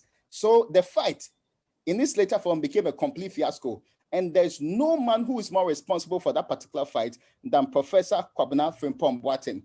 You even saw the allegations about he being basically involved, talking about the need to make sure that party gets some resources and all of that conversations that have passed through his hands at the ministry. I think that the biggest disaster was to put Prof in charge of this particular process. He did not deliver. He ended up having many scandals in that particular fight against Galamsey and destroying people's belief in government's resolve to fight Galamsey the way it ought to be fought and ought to be dealt with. So because we are running out of time, there are other things that have been happening at the ministry that are progressive. The environment and science projects that are already happening, they are very great. And we know science is the future, except that in terms of technology, I'm not sure that they are the ones spearheading it because others are in charge of it in other forms. And innovation is also something that's not big time happening. But in terms of science and technology, policy direction, there are lots of good that's happening in the ministry.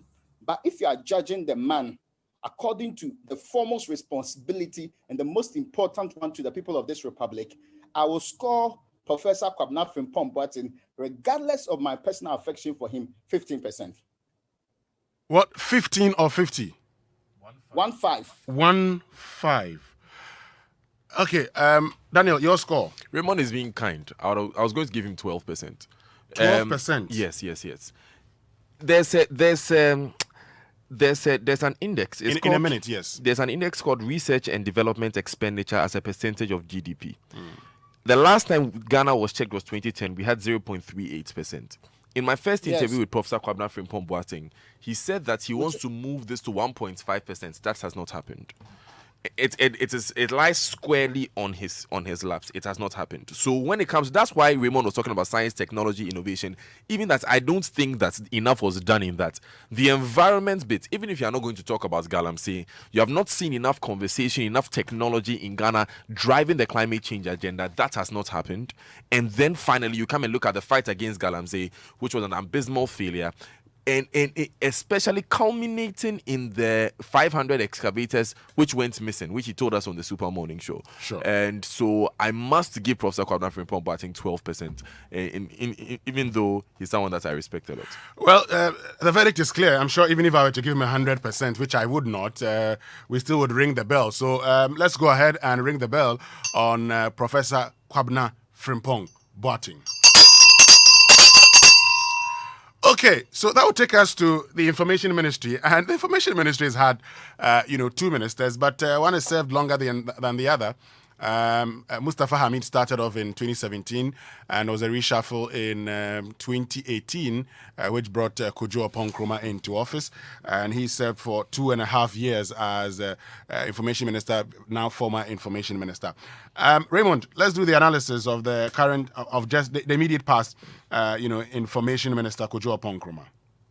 Now, there's a point I need to make about Information Ministry specifically. I am going straight according to the things the ministry said it would do in the years it said it would do them and whether it attained them. So I'm purely looking at this basically, and I'll come to other points too. But the first point I want to start off with is, in order to make sure it attains some of its major policies within the ministry, there was specifically what was supposed to be done. When it comes to one, of course, the right information law was passed. So that's a major positive for the information ministry. The number of media press was supposed to happen 2018, and I have data for 2019. Luckily, because Kojo Oppong-Nkrumah came in 2018, his first full year was really 2019. The plan was to have, as in the target for the year, 34 Meet the Press series. 22 happened. Now, let's go to the weekly press briefings. The target was to have 96. 57 happened. Now, let's go to the number of hashtag Ask the Info Ministry held. The target was to do 48. 12 happened.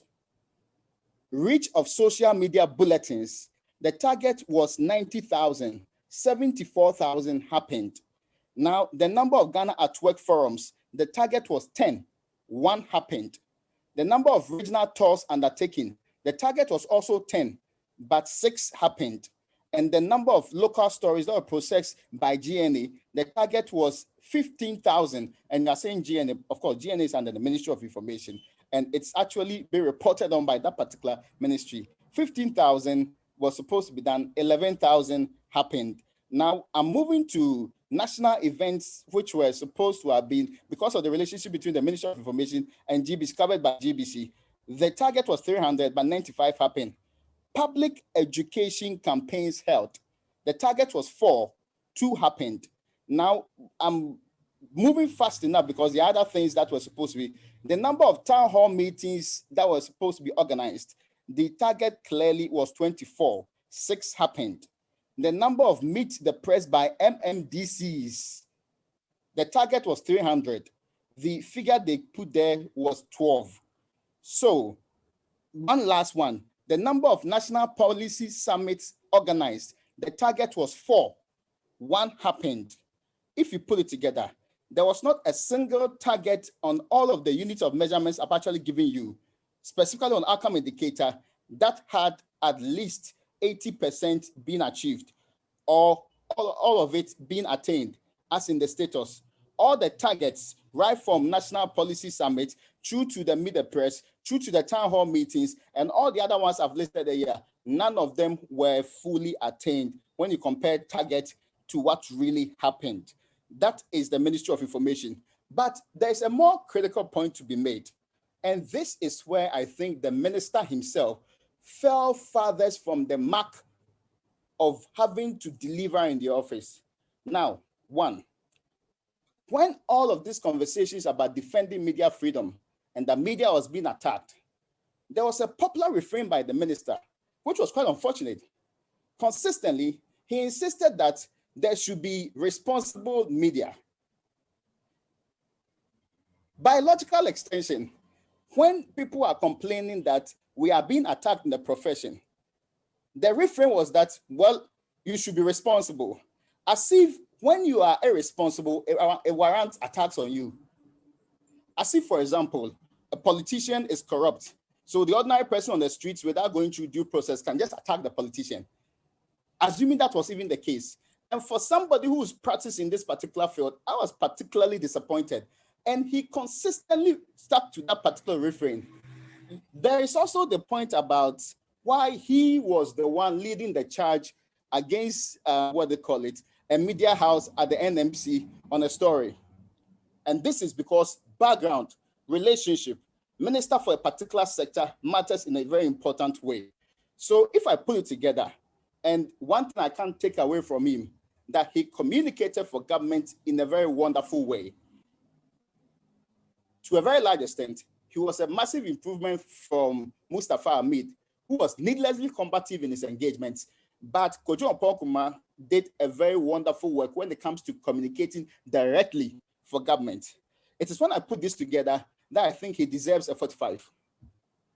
All right, so 45% from Raymond. Daniel, what's your score? 61%. I think that for a number of the things that the Ministry of Information was programmed to do that it could not have done, we should also consider the COVID-19 pandemic, because during the COVID-19 pandemic, it will be difficult. I'm talking about The data I gave was purely for 2019. Plan, target, delivery, 2019. And I was insisting on that because I didn't have enough data. In fact, the ministry, as of the time we're preparing budget 2020, in its plan and project plan had not put in the data for 2020. But did they receive did they receive the allocations to fund all of the programs that they were supposed guys, to? It's another thing. Yes. But then again, I would say that yes. I would say that Kojo Nkrumah as minister is one of the people that really led government communication in the final year when it comes to the COVID-19 pandemic, always putting the right stakeholders together, bringing in all the relevant ministers, bringing in all the relevant heads of departments when we had to get critical information, addressing our questions regularly, like Raymond said, always ready to engage the media. I think that as a minister, yes, dragging the media house to court to the NMC was something that really rubbed me as unnecessary. I would give him a 61%. He could have done much better, but he didn't do so badly.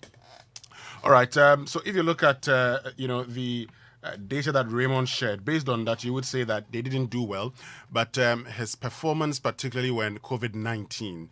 When we recorded COVID-19 cases in Ghana, and his ability to avail himself for conversations whenever it was needed, the fact that he was always willing to give the media information as expected of his ministry.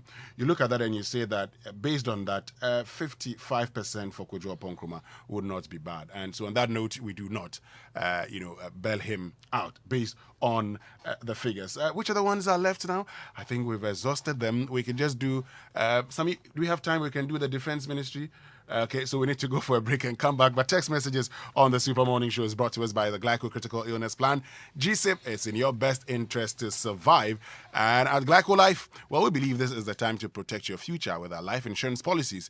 And our products are designed to offer you peace of mind, especially in this COVID-19 era. So to our policyholders, your claims are very important to us, and we advise you to visit our offices or the Glyco Life website, www.glycolife.com, to lodge your claims for prompt service. We're surviving COVID-19 together, so please pay your premiums via your chosen mode of payment or by Momo on 059-144-1473 or by e-premium for microinsurance to safeguard your policies. Our call center team is ready to support you, so call us on 0202-222-113 for assistance or contact us via our digital channels. We care for your safety, so all our officers are implementing the Ghana Health Organization's recommended COVID-19 protocols. Please practice social distancing, keep safe, and trust Glyco Life to cushion you for life. Stay with us. When we return, I think we're left with the defense. That'll be the final one after these few messages. We'll be right back. It's learning time!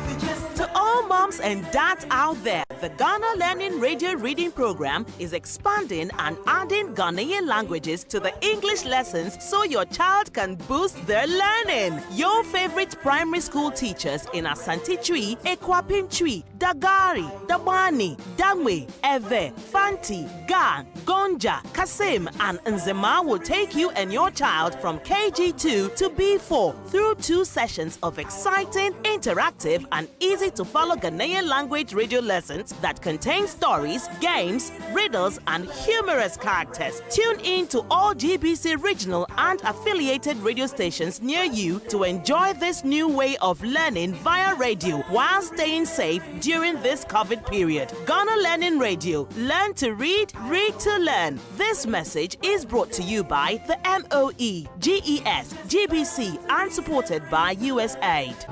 Repeat on Tuesdays, Thursdays, Saturdays between 4 to 5 p.m. Same great bang. Because the greatest things are born from the smallest of thoughts. Just as your seeds in a rich soil grow to become trees that bear fruits, the Agricultural Development Bank, ADB, helps you sow, invest, nurture, and grow your personal and business plans by serving you with years of banking ingenuity and experience in agribusiness, corporate and commercial banking, consumer finance, e-banking, and many more through our network branches across the country. Whatever the culture, whatever the dream, we grow with you. Call us today on 0302-210-210 or visit www.agricbank.com. ADB, truly agric and more.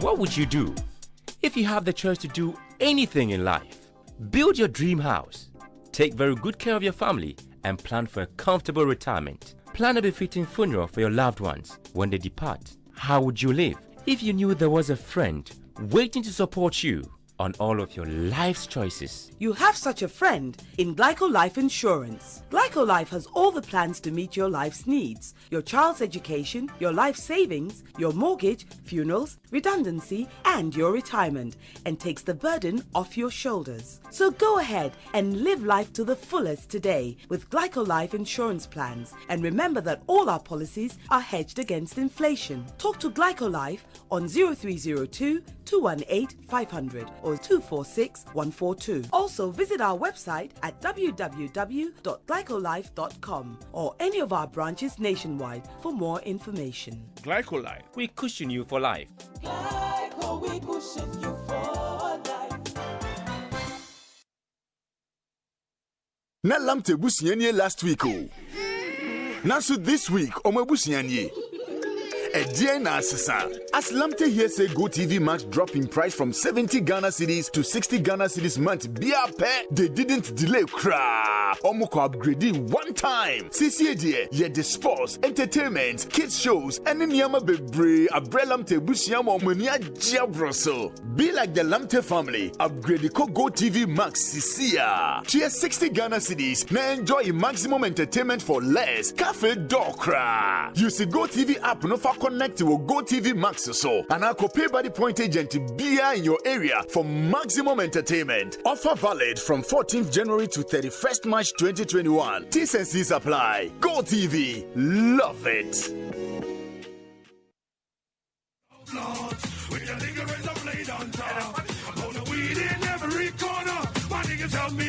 Yeah, and that's from the 2018-90s Jam. You can't miss it. Tonight is happening. It's happening virtually. But look, let me tell you something. If you're looking forward to purchasing a temperature gun for sale to the public, then Charlie, I've got good news for you. Whether you want to use it, in your own organization, or you want to even buy them in bulk and sell, then I'm recommending Kingdom Books and Stationery for you, because now they've taken delivery of high-quality medical-grade infrared fluorescent thermometer. That's a temperature gun, and the features include precise non-contact measurements, automatic data hold or auto power off, backlight LCD display, set alarm value, and many more. So for bulk purchase, contact Kingdom Books and Stationery on 0501 401050 or 0244 311 955. You can also walk into any of our shops located across the country or visit our head office at Osu Akko-Eje Junction. But start off your year by stepping up with DSTV, because DSTV will be giving you more of the entertainment you and your family like. So fasten your seatbelts as DSTV takes you higher with more epic live soccer, exciting local drama, and the best kids show. My people, all you have to do is, starting from 14th January to 31st March 2021, upgrade your current DSTV package to the next one, and DSTV will bump you up to the one above that at no extra cost. It's that simple. So, for example, let's say you have access. All you have to do is pay for family, and DSTV will give compact at no extra cost. Charlie, umpewe opening. Follow us with the hashtag DSTV app for more, or call us on 0302 740 540. But hey, some COVID-19 prevention tips: wash your hands frequently and carefully with soap and water. Rewash your hands several times a day, especially after touching anything, including your phone or laptop. Use hand sanitizer when you cannot wash your hands properly. Wash fresh groceries. Clean and disinfect surfaces such as countertops, door handles, furniture, toys, laptops, and mobile phones with alcohol-based disinfectants. Okay, so we need to get to the final ministry. Raymond, let's do the Ministry of Defense, headed by Dominic Nitiwul over the last 4 years, and then we activate the phone lines briefly and get into a conversation about the 90s Jam. Yes, Raymond. Raymond, can you hear me? Well, Raymond, I think you should unmute your microphone. Okay. Raymond can't hear me. Let's just listen to what President Akufo-Addo said briefly while introducing Dominic Nitiwul as Defense Minister. And then we'll just get to do a bit of analysis of his tenure as Defense Minister and activate the phone lines. Listen. The next person on the list is a relatively young man who's had really a very spectacular career in Ghanaian politics. I remember the first time I saw him being, to some extent, a little bit astonished I walked, I was then, I believe, Attorney General, I believe. And I'd come to the house early because I was going to answer questions. And I think, the very first person in the chamber sit there to look at my notes and prepare myself. Then I felt there was the presence of somebody else in the house. I turned around and I saw this, with respect, very babyish looking young man sitting in the back, and then he was staring at me and I was staring at him. And so I went up to him and I asked him, "Who are you?" He said, "Oh, he's the new MP for Bimbilla." We just had a by-election in Bimbilla at the time, and that he was the new MP for Bimbilla.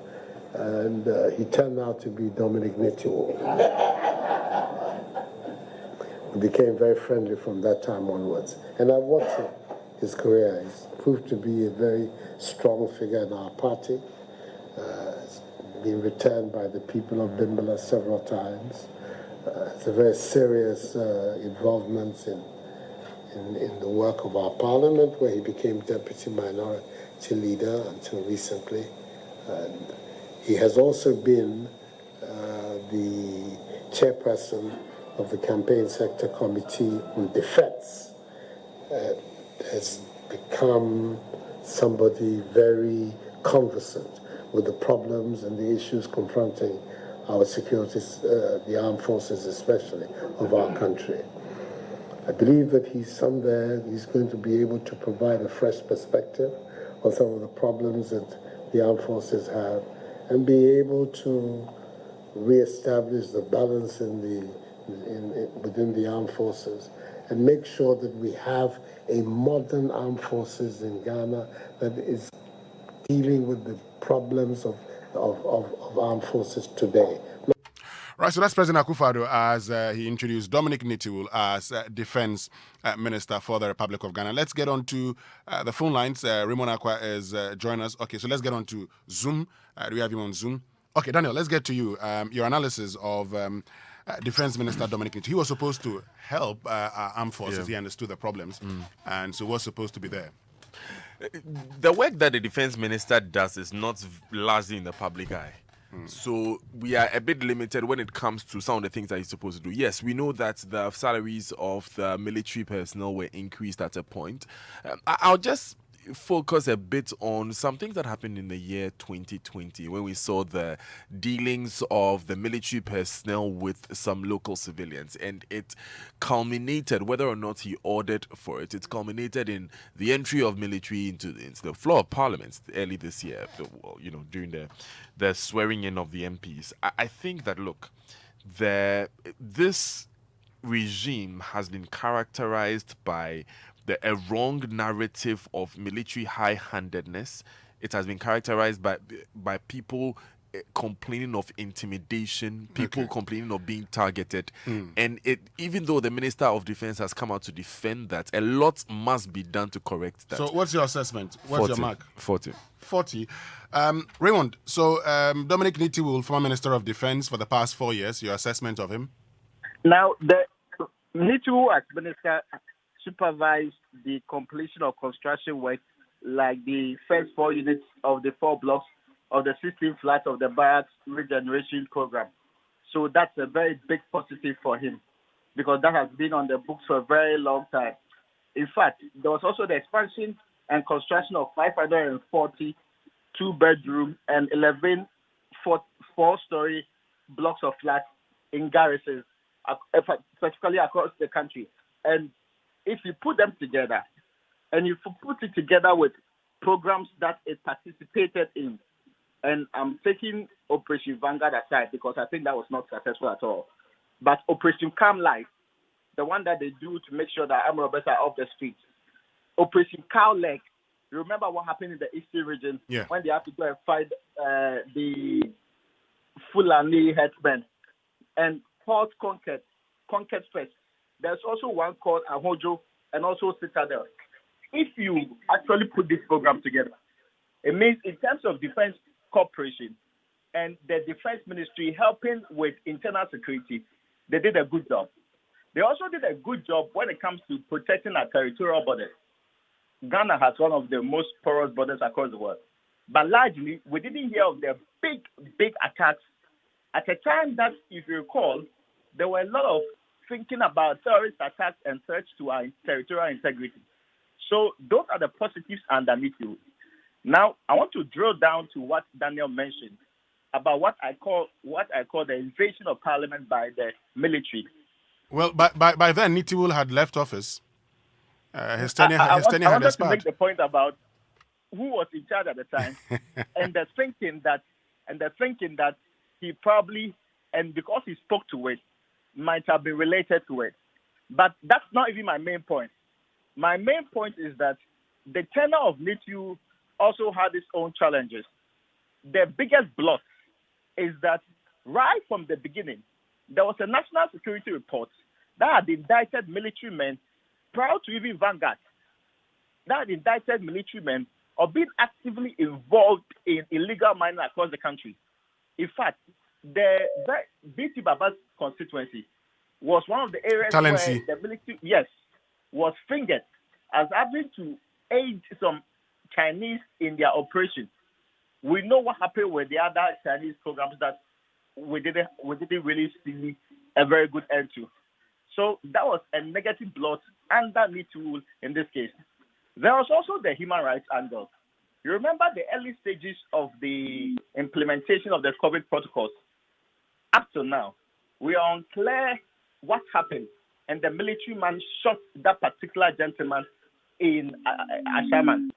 There are similar incidents across the country where the military, which we consider to be more disciplined than their rival security agencies, happen to have done things that were not in tandem with lawful exercise of their powers.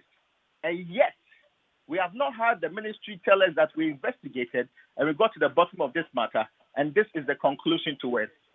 Largely, I think the main duty of the Ministry of Defense, beyond policy implementation, is to ensure that our territorial borders are safe and that our integrity as a state is intact. To that, I say it was largely achieved. So if I'm assessing Nitiwul, generally, I will give him 60.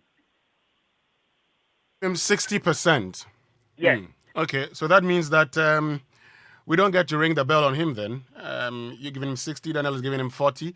If I were to assess Dominic Nitiwul based on the fact that the military were able to collaborate with the police, they were able to help protect our borders. There's not been any external aggression, though. I'll give him about 58%. And so what that means is that Dominic Nitiwul would pass it, and so we don't get to ring the bell on Dominic Nitiwul. Well, Raymond Aqua, thank you very, very much for joining us this morning with the analysis. We have to do a lot of your messages. Lots of you have been telling us what you think about the analysis that we've been doing, and also your own analysis of all these ministers or former ministers. And this one, let me start off with at Hagan Joseph, who says, Osaf Mafu was in the middle of every corruption scandal in the first term of Akufo-Addo. You give him 0/10. And our leader of Africa says, to be frank, our route is a not, and it's because of inferior materials they've been using. Can't see someone's share. It's what everybody wants is share, corruption. And at Patriotic Citizen says, okay, the ministry should be scrapped. It didn't serve any significant purpose. Okay, I think that's the senior minister. Then at Sam_Golda says, a solid trade specialist. He brought the head office to Ghana. Solid performance by him. I'll give him 100%. Then at Isaac_Kwe says, well, we all have so much expectations from Prof due to his scientific acumen and caliber. However, the ministry under his tenure made less impact, especially in environmental issue. Our environment remains highly polluted. And our Scouts one says, based on the targets and successes articulated, your guy on the phone line is more candid and fair. The one in the studio sounds what? Okay, when it comes to analyzing the performance of Kojo Opon, sound a bit shaky when it comes to analyzing the performance of Kojo Opon Nkrumah. Anyway, thank you very, very much for joining us. And DJ Wobet is standing by with some great tunes from the 90s here on the Super Morning Show on Joy 99.7 FM. You know we're bringing you the virtual edition of the 90s Jam tonight, starting at 7 p.m. till 4 a.m. 9 hours of solid music. Charlie, we're going to be partying hard. DJ Wobeti.